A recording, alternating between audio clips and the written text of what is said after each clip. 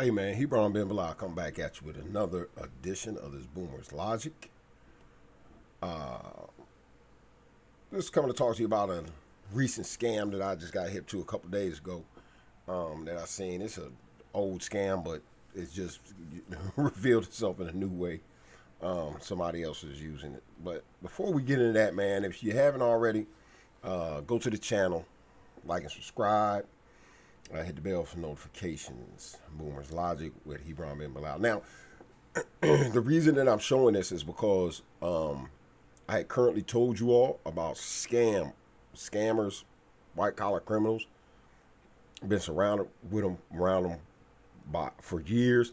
I actually can recall when the first time I recollect ever being around a white collar criminal. I didn't know what he was until years later because of the fact that I didn't even know what white collar crime was. Crime was crime. I didn't know that there was variances in crime. So the first person I had ever been around that was a white collar criminal was a guy that used to call himself my cousin by the name of Kim. And Kim used to literally, I mean, I couldn't believe it. I think I was 15, 16 at the time when I first encountered Kim.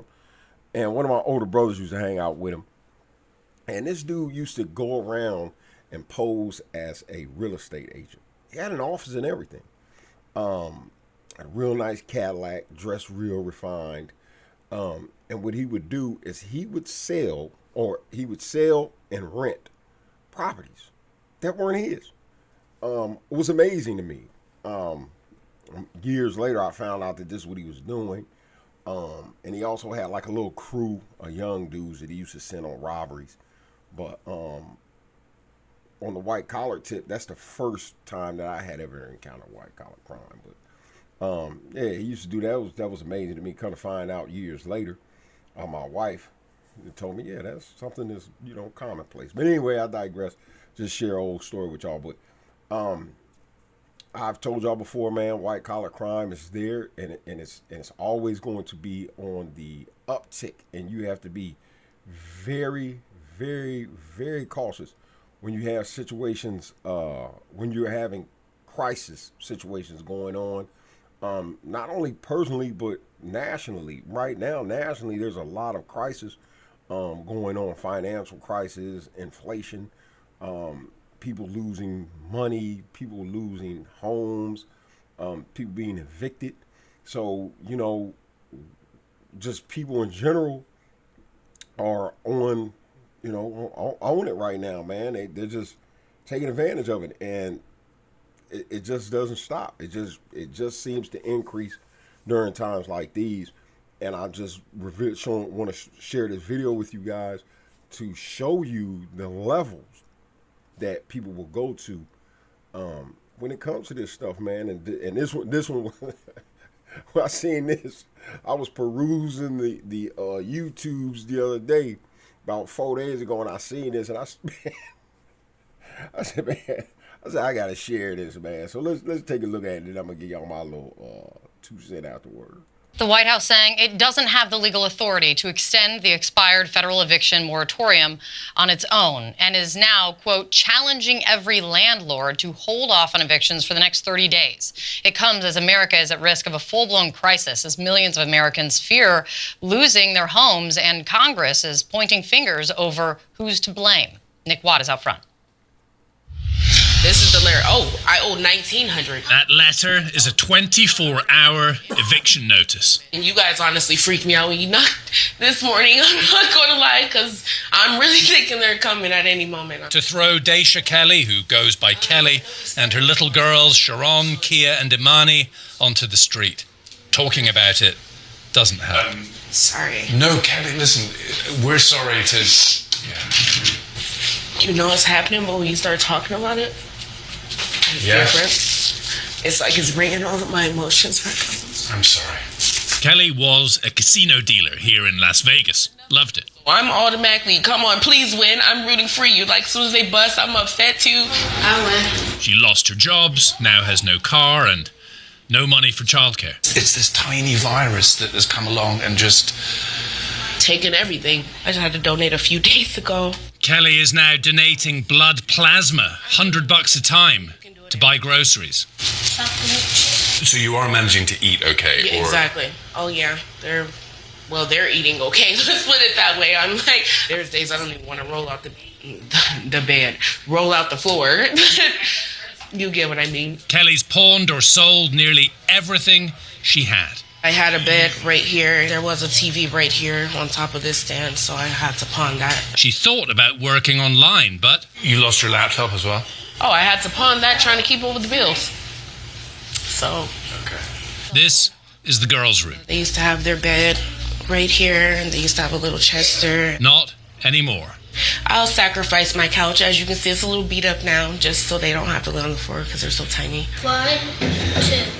More than 11 million Americans are reportedly behind on their rent. Congress approved $47 billion to help, but very few of those billions have actually been handed out. Kelly applied, hasn't heard back. Apparently it's a process, like 2 to 3 months you have to wait or something. And that federal ban on evictions expired midnight Saturday. Do they know what's going on? Not really. That's something I'm afraid of telling them.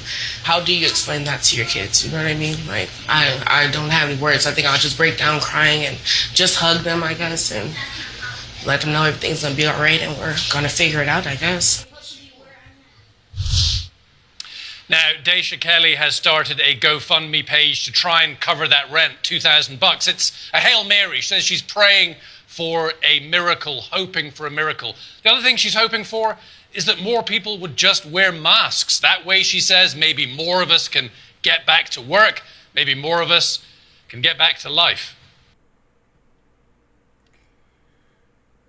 Okay, so... Alright. So first of all, I want to point out, I love the fact that she's able to cry on cue like that. Boy, she's good. She can cry on cue like that, man. She's good.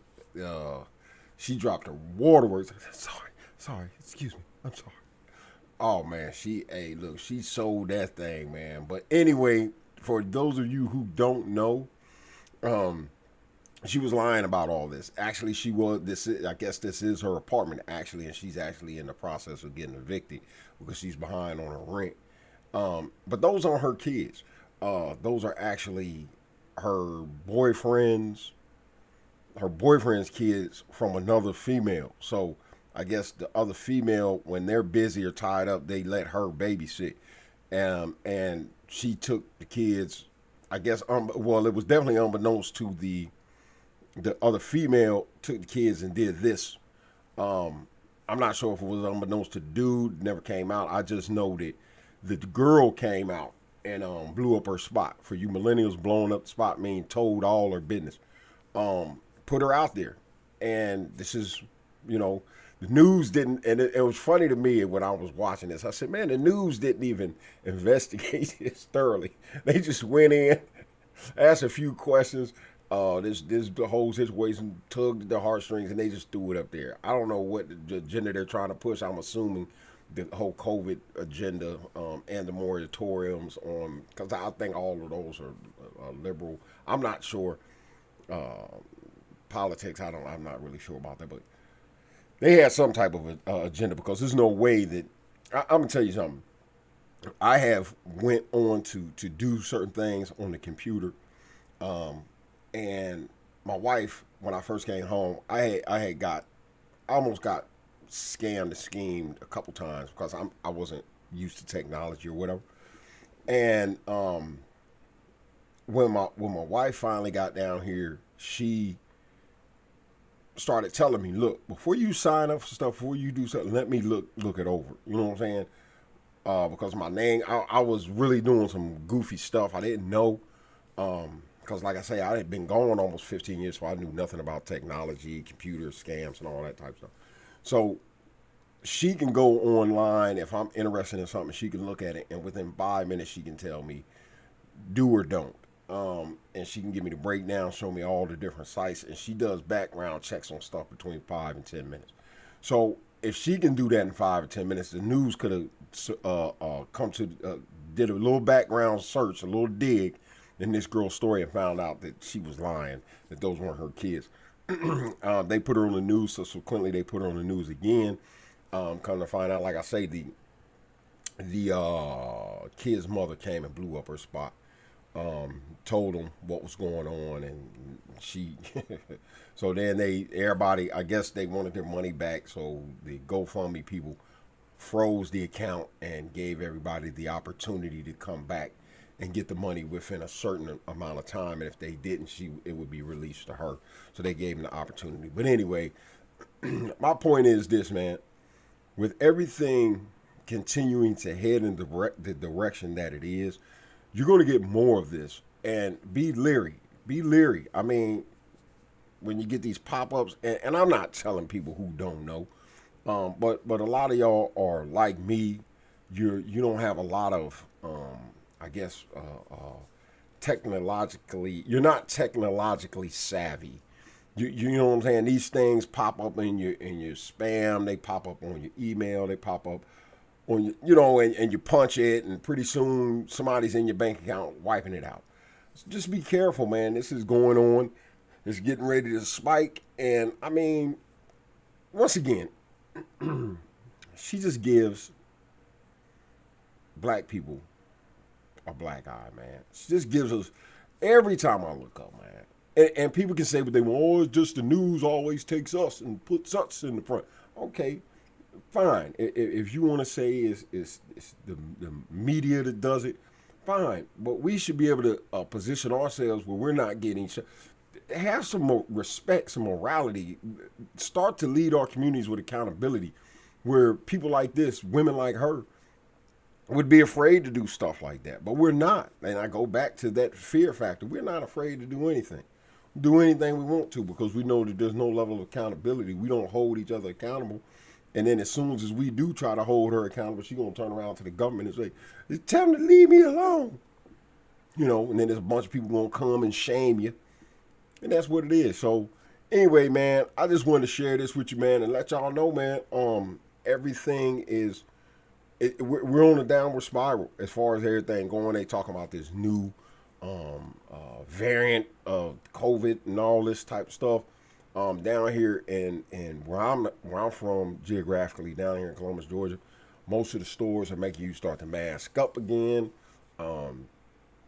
They're saying I can't remember, I seen it somewhere, they're predicting 2 weeks before we go. This area or whatever is going to go back in about 2 weeks from what I'm hearing. In about 2 weeks, they're going to be pushing back towards little regulations, and you can't go here, you can't do this, you can't do that. Don't know. You know what I'm saying? I don't know. So, but I just wanted to show y'all this video, man, and man, kind of give y'all a heads up that this is what's going on, man, and be mindful. Be leery, man. Be leery, man. Keep your doors locked on your cars when you're rotating around, and be leery, man, of people, you know what I'm saying, who cry instantaneously, man. And just because it's on the news doesn't mean it's always the truth. Just that simple. Doesn't mean it's always the truth, man, just because the news pumps it out there. That's why I like NPR and I watch PBS. That's why I like those two sources. So, man, just wanted to share this time with y'all and give y'all this information. And, man, Hebron Ben Balaam, like I always say, it's boomers' logic, giving wisdom to those wise old boomers, and to the millennials who are out there doing stuff like this. Stop it. Sit down somewhere, man. Bad millennials. Bad millennials. Hey, man, I'm going to sign out. See y'all on the next one.